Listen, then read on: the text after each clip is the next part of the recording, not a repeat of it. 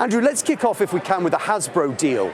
Do you see, or put the potential of the Hasbro deal for DreamWorks Animation, do you see that as essentially a defensive move by the toy maker? Well, I would actually argue that the CEO of Hasbro has been trying for the past several years to get into the entertainment business in a more meaningful way.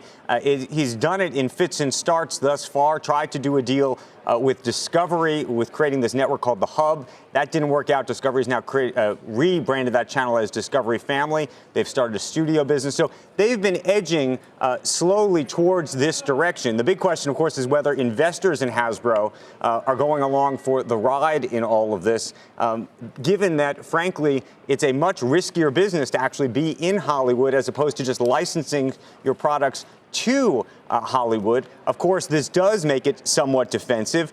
By the way, defensive also, we should say, for the other side of this in DreamWorks Animation. You know, the movie business is a volatile business. The toy business, a lot less volatile. So you have a small independent studio effectively being able to be part of a much bigger business that may ultimately help that company. The big question, of course, is going to be price. I'm told that Jeffrey Katzenberg would like to see a $35 a share price on this. I'm told the Hasbro side of the world thinks the number should be a little bit less, probably starts with a 3, but doesn't necessarily get to $35. We will see whether a deal really happens in this space. And I should also note, by the way, that Jeffrey Katzenberg already did this dance just a month ago with Masa-san of SoftBank, and that deal didn't happen. But that's really important. I mean, even now with the gain on the stock today, DreamWorks is only valued at $2.2 billion.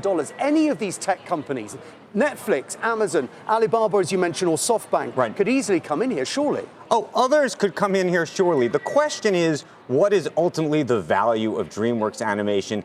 It has been a roller coaster ride, not only for that stock and the value of the company, but frankly for its profits. It has had good years and it has had very bad years. And as a result, I think that there are folks that are reticent about jumping into that space and what the ultimate value proposition is. They have a new deal with Netflix.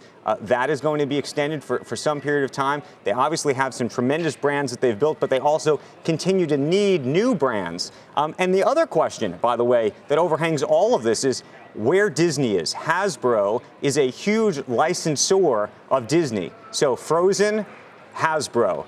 You know, Star Wars, Hasbro. Is Disney going to say, you know what, we have a problem with this transaction, because are you going to start putting, DreamWorks Animation products in front of our own?